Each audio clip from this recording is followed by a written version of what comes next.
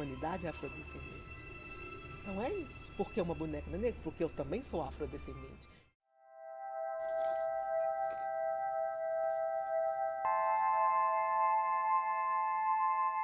Vanessa Correia, meio século de vida e 1 ano, Sagrada Família. Seu sonho era ser chacrete. Então vamos lá, Vanessa. Vanessa Correia, escritora. E isso daqui, Vanessa, dissertação? Não, me é conta. porque foi a dissertação de mestrado, foi a partir da dissertação de... Não, foi antes, mas a dissertação de mestrado que me inspirou depois para eu fazer o livro.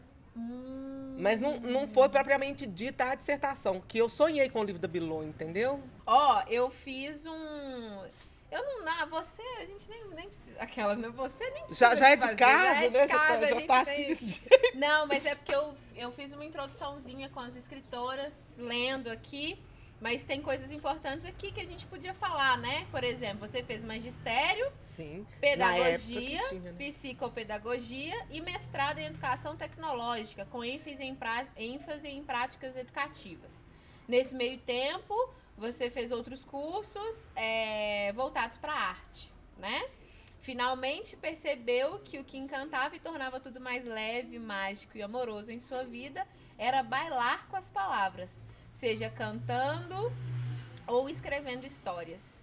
Bilô desembolou. É o primeiro de tantos livros que você pretende desembolar. Então, Bilô desembolou foi o primeiro livro. Foi. E aí você publicou, hoje você tem 2 livros publicados. Pela página, sim. E eu participei também de uma antologia poética da Páginas também. Que lindo. É. Eu quero que então você já pode começar a falar um pouco sobre você e a sua trajetória profissional. Sobre mim? Sobre você. Eu sou a neta Vanessa? mais velha de Dona Lourdes, de Cecil, lá de Leopoldo. Ai, que chique. Eu sou a neta mais velha de 26 netos. Mas é muita gente? Muita. E agora já tem neto, bisneto. Já tem. E a família, em vez de diminuir, só vai aumentando, né? E eu nasci em Pedro Leopoldo por acaso, que era para eu ter nascido em setembro, nasci em outubro. Tava gostando de ficar lá na barriga da mamãe, né? E eu vivi uma infância muito feliz em Pedro Leopoldo. Tanto é que o segundo livro da Bilô eu retrato muito sobre essas experiências, essas vivências. E também tem outros aspectos atuais, sobre a relação de família, a vontade da Bilô de virar mocinha. Então, esse segundo livro da Bilô, Memórias da Bilô, tem muito isso. E ela ama conversar com a avó dela, né? Então a avó dela é assim, a amigona dela. E ela continua nesse amor, nessa amizade com a avó. Você cresceu... Pode falar. É porque eu dou umas paradinhas assim mesmo. Então você cresceu em Pedro Leopoldo, veio para Belo Horizonte? Não, eu sempre morei em Belo Horizonte, mas a família do meu pai é de Pedro Leopoldo. Então sempre nas férias eu ia para Pedro Leopoldo. Tanto é que eu aprendi a andar de bicicleta em Pedro Leopoldo, eu aprendi a brincar de mente-aldas em Pedro Leopoldo, aprendi a tocar a campainha na casa dos outros, sair correndo em Pedro Leopoldo, sabe? Essas coisas todas. Então, minha infância foi muito rica. Na casa da minha avó tinha um quintal enorme, então tinha árvore frutífera de tudo quanto é jeito. Então a gente, mangubá, você já provou mangubá? Amo. Então, mas a mangubá da casa da minha avó... É diferente. Bananeira, a gente fazia guisado. Que você já fez guisado? Não. Pois a gente fazia guisado. A gente fingia que era... Hoje fala chefe, né? Então a gente fingia que era chefe, que cozinhava. Então a gente fazia tijolinho, pegava os tijolinhos e fazia o fogo, aí pedia a avó arroz e tudo, fazia, avó, hoje a senhora não precisa fazer almoço, hoje nós que vamos fazer almoço. E fazia guisado, o almoço lá no terreiro, com o foguinho que a avó ajudava a gente a cozinhar. Aí ela explicava tudo, a gente fazia. Agora, pergunta se a gente conseguia comer. Não conseguia, né? Claro, né? E aí... Claro que depois que o guisado estava pronto e ninguém conseguia comer, nós íamos comer a comida da avó. Claro. Minha avó, nossa, cozinhava demais, sabe? caçarola italiana, Ai, que delícia. mingau de milho verde, pastel frito, Que sabe? delícia. Empadinha. Ela fazia um quibe que só ela sabia fazer. Era um quibe com aquele recheio com queijo e azeitona. Mas é azeitona mesmo, não é projeto de azeitona igual a gente vê, não. Só que era muito neto, né? Então a gente queria ficar sentadinho assim, quietinho, porque se não ficasse quietinho não ia ganhar pastel ou empadinha ou quibe. Então era uma festa. E nesse meio. E daí eu já entendi que foi muita inspiração para escrever um livro. Muita inspiração. Então foi daí que você tirou. Qual que foi o momento da sua vida que você pensou em publicar um livro? Então, daí eu fui professora, porque eu também sou de uma família de professoras. Até que um dia, ainda aluna, minha professora pediu para fazer, professora de português, pediu para fazer uma poesia sobre o Dia da Criança. Eu tinha 13 anos, eu lembro disso. Olha que legal. E aí eu fiz uma poesia. E ela colocou tanto elogio na poesia que eu falei assim, gente, é assim que a gente escreve poesia? Que delícia! Então agora eu só vou escrever poesia. Então a partir dessa poesia que a minha professora me elogiou, Dona Terezinha, não esqueça, aí eu comecei a escrever poesias e fui guardando, sabe? E eu comecei essa professora.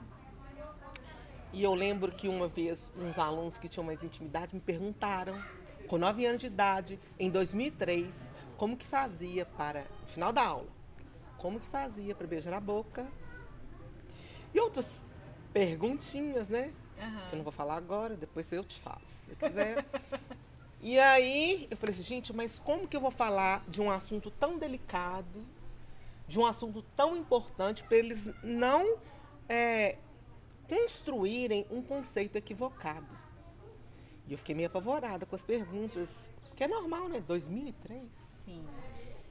Então eu fui e liguei para minha prima à noite e falei com ela, Valéria, os meninos com 9 anos beijam na boca? Ah, beijo, faz muito mais. Eu falei assim, e como que eu vou trabalhar isso com meus alunos de 9 anos? E ela falou, escreva poesias. Escreva poesia falando sobre namoro com o corpo. Eu falei, mas como que eu vou escrever poesia falando sobre namoro com o corpo? Como que é isso, namorar com o corpo? E aí eu gosto muito de desafio. E eu escrevi uma poesia, 2, 3, 4. Quando eu assustei, eu já estava com 20 poesias escritas sobre cada parte do corpo. Que legal. E eu fiquei com aquela poesia guardadinha, mostrei para ela gostou. E por muito tempo eu fui mostrando para as pessoas, elas gostavam, até que eu criei coragem e busquei uma editora. Tive não de várias, até que um dia eu encontrei com uma amiga da minha tia, na Praça de Santa Teresa, e ela falou que uma amiga dela estava procurando uma escritora, estava procurando uma pessoa para poder publicar um livro na editora dela. E aí nós marcamos o encontro. Quem era a dona da editora? A Leida. E foi muito lindo porque eu chorava de um lado, a Leida chorava de outro, uma agradecia a outra. E em 2017, a Bilô foi lançada para todo mundo. Mas o livro da Bilô, eu sonhei com ele, sabe? Eu sonhei com ele, acho que foram tantos processos que eu vivenciei que se sintetizou no livro da Bilô. E foi muito intenso o sonho que eu tive, foi muito claro, sabe? E eu acordei, digitei tudo no computador.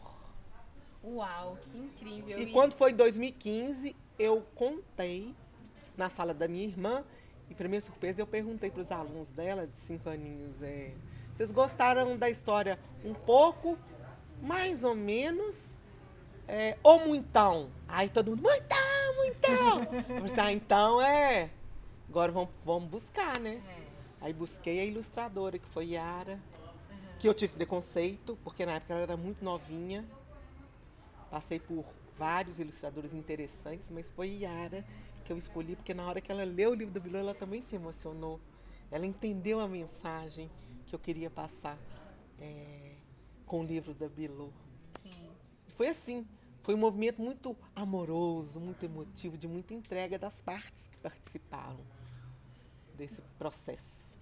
Eu acho que isso, então, já descreve a próxima pergunta, que era qual que é o sentido para você de escrever um livro? Por que que foi tão importante? Eu entendi que foi porque você é uma mulher, é uma psicopedagoga formada, sempre trabalhando com crianças, e sentiu uma necessidade de ter um diálogo fácil com seus alunos. Sim. E aí você entendeu que era necessário pensar em alguma coisa, mas também com essa vontade, esse sonho e também essa utopia de ter tido uma infância incrível, de ter crescido feliz, né, e querendo passar isso pra frente. Então foi uma união perfeita. Foram vários, sabe um quebra-cabeça? Aí você vai vivendo e as peças vão montando ao longo desse processo, dessa vida, dessa construção dessa vida. Eu acho que a Bilô, eu tenho certeza que a Bilô foi isso, a união desses quebra-cabeças todos. Minha família, meus amigos, as pessoas que eu passava e observava na rua, que me chamavam a atenção, as experiências, os filmes, as séries, as músicas, né? Foi esse encontro total.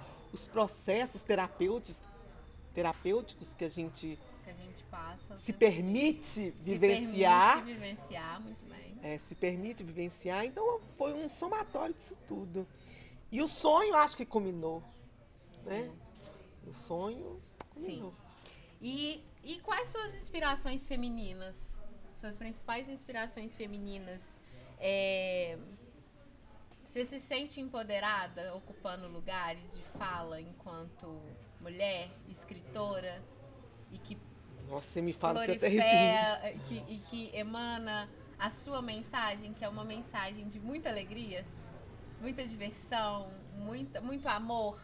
Como você se sente com isso? E tem alguma mulher que te inspira? Porque a gente está aqui num quadro, né? Mulheres, a gente está gravando uma websérie, mulheres que escrevem. Em que momento você decidiu que você tinha que colocar a Bilô num livro? E quem foi a sua principal inspiração? Falar em principal é difícil, né? Porque são várias.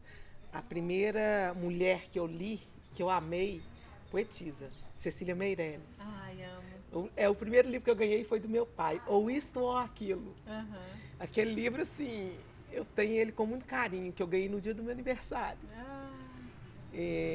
Ele é um livro que eu amo muito. E eu tenho ele até hoje, sabe? Tem também uma atual, né? Conceição Evaristo. Ele é muito importante. Djamila Ribeiro? Pode. Não, eu tô falando porque eu sou ruim de nome, sabe? Djamila. Ela é muito importante. Eu tô lendo os livros dela. Sim. São muito importantes para mim. Eu gosto muito de poetisas, sabe? Eu também gosto. Eu gosto muito de Clarice Lispector. São várias. São muitas, né? Essas... Cora Coralina. Nossa, apaixonada eu com Cora Coralina. Amo. E aquela poetisa de Divinópolis, toda vez eu esqueço o nome dela. Você tá lembrada? Não. Vocês estão lembradas? Esqueci o nome dela. Não sei. De Divinópolis. Eu só sei que uma vez eu tive num congresso, que eu sou muito apaixonada com ela. Peraí, eu vou lembrar, tá? Quando eu lembrar, eu falo. Quando você lembrar, você fala. Mas... E ela estava no congresso, eu estava vendo ela falando, ela falando, eu comecei a chorar. Ela falou que me viu lá de cima chorando, e depois eu tive que dar um abração nela, porque sabe quando as palavras tocam seu coração assim profundamente? Então é isso. Ô, Vanessa, e como que é pra você estar participando de um projeto desse? Um projeto que são escritoras mulheres, como que você se sente nesse lugar, enquanto escritora, enquanto mulher, enquanto profissional, enquanto mulher que transcende pelo livro, pela sua mensagem, a sua voz? Eu me sinto muito honrada mesmo. Falar por várias mulheres e para várias mulheres. Isso é muito importante. E contribuir para esse processo de empoderamento, porque eu tenho entendido que o maior empoderamento é o conhecimento de si mesmo. A partir do momento que a gente começa a se conhecer, a se permitir nesse processo de cura, esse é o meu maior empoderamento. É o empoderamento de mim enquanto pessoa, enquanto ser humano, enquanto ser histórico, cultural, social. Então isso independe se eu sou mulher ou se eu sou homem, ou qualquer que seja a minha orientação sexual. É esse empoderamento. Para mim, hoje, esse é o verdadeiro empoderamento. O empoderamento feminino, ele assim, transcende a todos os outros. Eu sinto muito isso.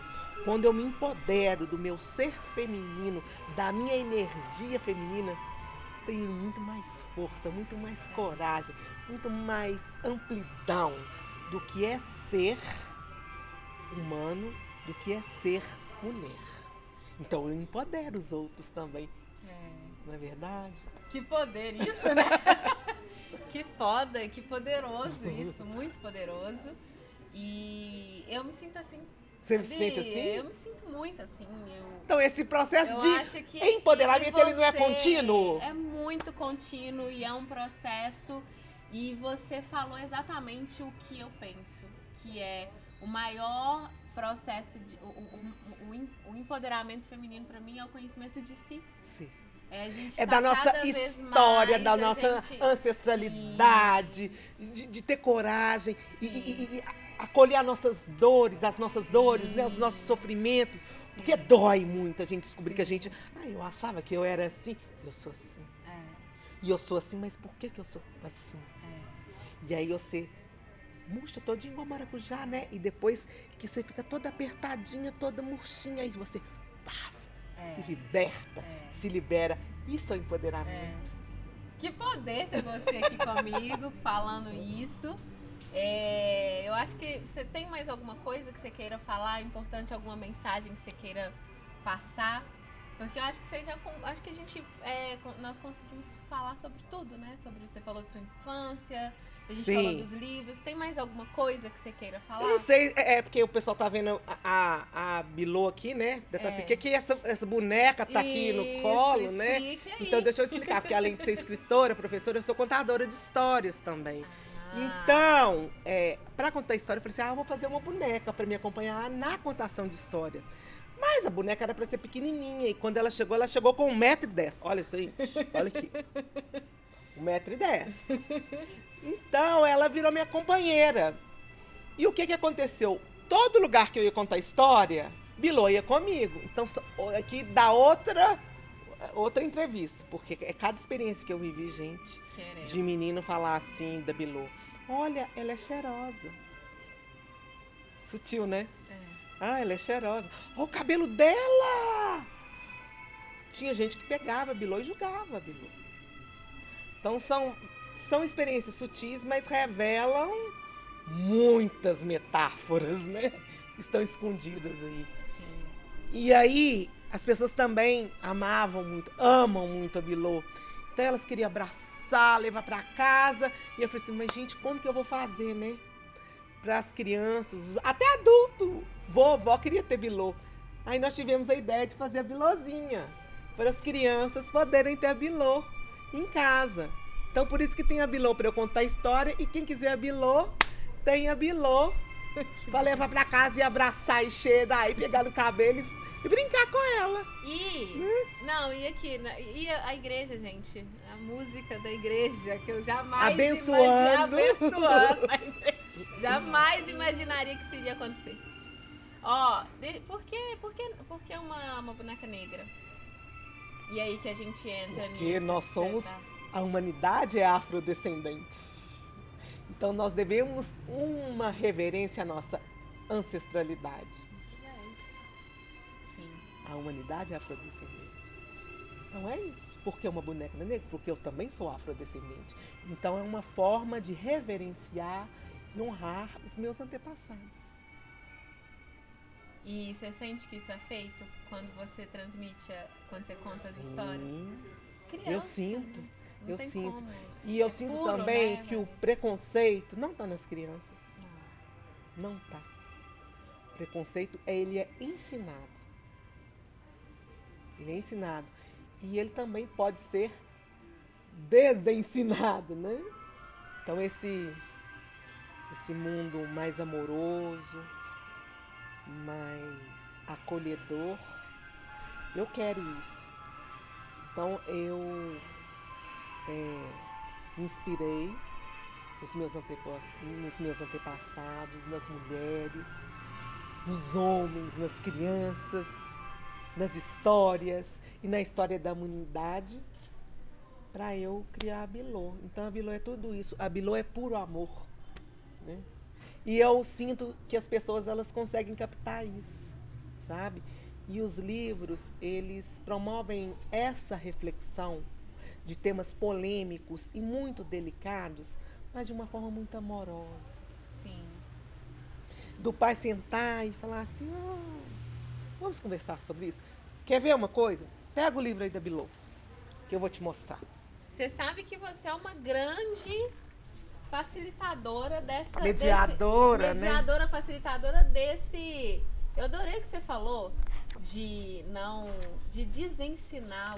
Desensinar. É uma palavra que eu inventei agora, mas... Mas é isso. Aqui. Você tá vendo essa ilustração aqui? Aham. Tem o bumbum da Bilô, né? Que a Bilô aí tá saindo do banho. Aham. Mas eu coloquei ela de propósito. Eu e Yara planejamos essa ilustração aí de Que propósito. linda. Você tá achando lindo, né? Nossa, lindo demais. Mas essa ilustração dá uma polêmica enorme. Como que você coloca? Não precisa ficar assim, não, Daiane. Uma polêmica porque você já você já transcendeu isso, porque você tá achando até estranho, né? Mas como que você coloca uma criança sem roupa numa ilustração? Mas isso não é uma criança, isso é a representação de uma criança. E eu coloquei de propósito, com um objetivo muito claro. Do pai, ou da mãe, ou do tio, do avô que estiver lendo ou contando a história para a criança, para começar um diálogo. Mas por que a Bilô está sem roupa? Aí eu vou contar a última experiência que eu vivi, foi semana passada. Eu estava contando a história para minha aluna, né? Que ela ama o livro da Bilô, ela tem 6 aninhos, vai fazer 7 agora. Aí ela tá assim. Aí o que foi? A bunda? Ué, pra quê? Ela, pra quê? Eu falei assim, ué, pra quê? A bunda é tão importante quanto o olho, quanto a boca, é uma parte do nosso corpo. O que a bunda tem? Ela tem osso, tem músculo. Isso, só isso? Só isso. Então tá. Aí eu li a poesia pra ela. E eu falei também, eu falei com ela, você tem bunda? Tenho. Eu tenho bunda, o pai, a mãe, todo mundo tem. Mas não pode falar essa palavra, né? Tem gente até que acha que é palavrão, não é? Não é? Aí tem a parte assim, ó. Quantos buraquinhos, quantas ondinhas, quantas montanhas, quantas costelinhas. Começo a observar da lateral ou mesmo da diagonal. Deito, levanto, enrosco, agacho, levanto, dobro, pulo, redobro. Observo-me de frente, de costas, dou uma olhada. Uma olhadinha despistada. Dou outra volta. Uma olhada, fico meio parada. Repito outra volta, volta e meia. Uma super olhada. Fico encantada. Meu corpo, estou deslumbrada. Sento, embolo, rolo, rebolo. Ai, que delícia, ai, que maravilha. Meu corpo parece uma ilha, uma pilha, uma carretilha.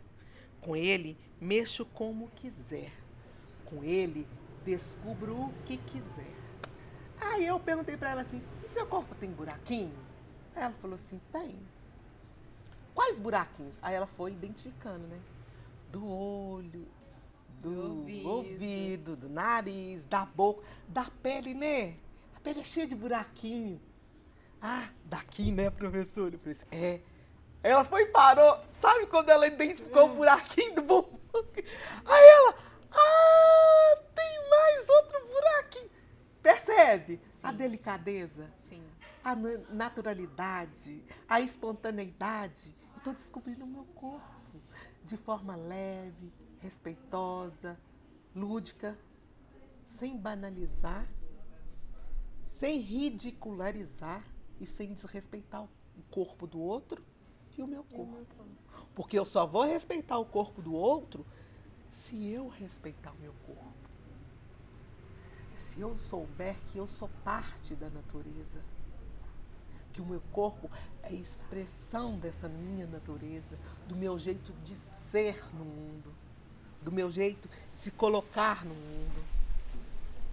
Então, eu só vou me empoderar a partir do momento que eu conheço meu corpo, que eu descubro meu corpo, que eu mexo ele como quiser. É um dos princípios, né? Conhecer, de eu me achar a mulher mais linda do mundo. Que lindo! Isso é um processo, né? É. Eu que sei. Né? Porque o tempo todo as pessoas falam, nossa, não sei se você percebeu, mas eu tenho uma verruga no nariz.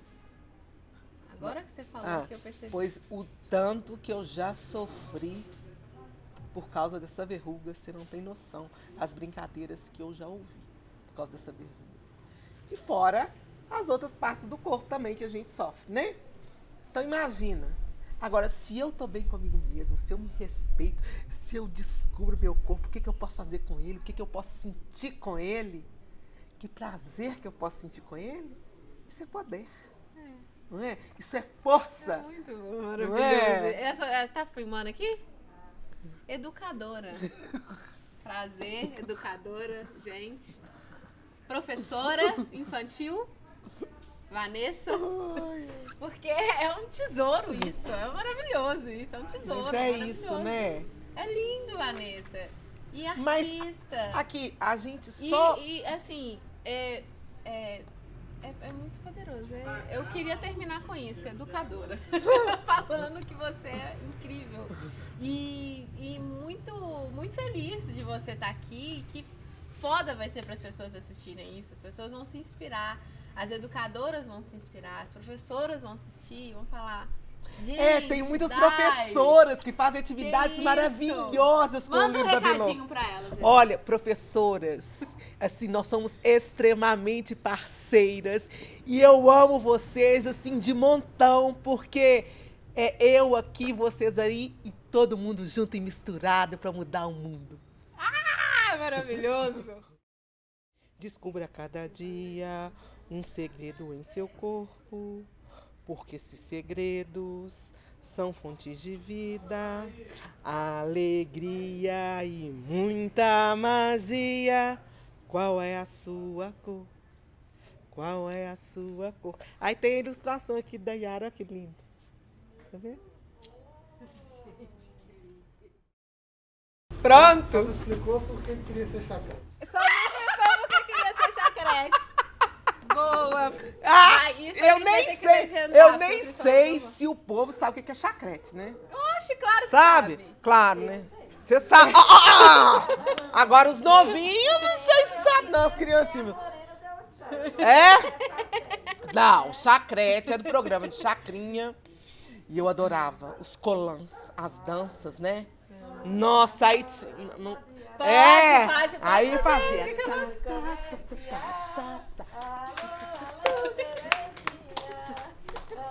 Adorava, aí tinha os passinhos, né? Ou então eu podia ser bolete. Queria ser bolete também. Mas chacrete era mais que bolete, não é? Não é isso? E tinha a bolete. Não, do bolinha. Bolinha. E tinha a bolete que não ria. Então, vem com a câmera. Vem com a câmera junto. Aí, vinha a câmera junto e ela não ria. E a aproximava ela ficava assim.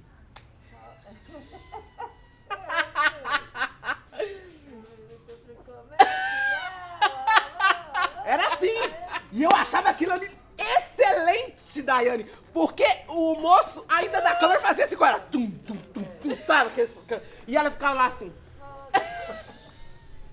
falei assim, gente, um dia eu vou fazer igual a ela. Eu não iria conseguir. Pois você viu que eu consegui, né?